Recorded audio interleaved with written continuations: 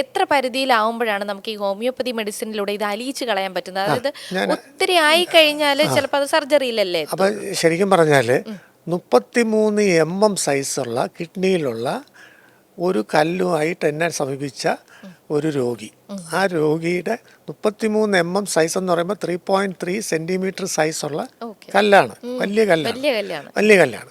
മാത്രമല്ല അതിന് stag horn calculus ആയിരുന്നു. സ്റ്റാഗ് ഹോൺ കാൽക്കുലസ് എന്ന് പറഞ്ഞാൽ കലമാന്റെ കൊമ്പ് പോലെ ശിഖരങ്ങളുള്ള കല്ലായിരുന്നു.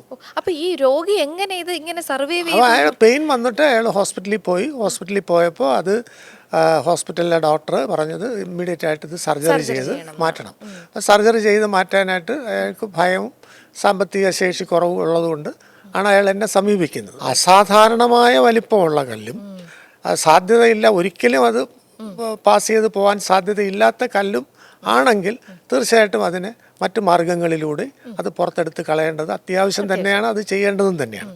എന്നാൽ ഈ ഞാൻ പറഞ്ഞ 33 സൈസുള്ള കല്ലുകാരനെ ഞാൻ എല്ലാ 3 മാസത്തിലൊരിക്കലും അയാൾക്ക് അൾട്രാസൗണ്ട് സ്കാൻ എടുത്ത് അയാളുടെ കിഡ്നിയുടെ അവസ്ഥ നോക്കുകയും മരുന്ന് കൊടുക്കുകയും ചെയ്ത് ആ രോഗി ഒരു 2 വർഷം കൊണ്ട് 1.5-2 വർഷം കൊണ്ട് ആ കല്ല് മുഴുവനും പുറത്തു പോയി. കല്ല് പൊടിഞ്ഞ് പുറത്തു പോയി. കാൽഷ്യം ഓക്സലേറ്റ് കല്ലും കൂടി ആയിരുന്നു അത്.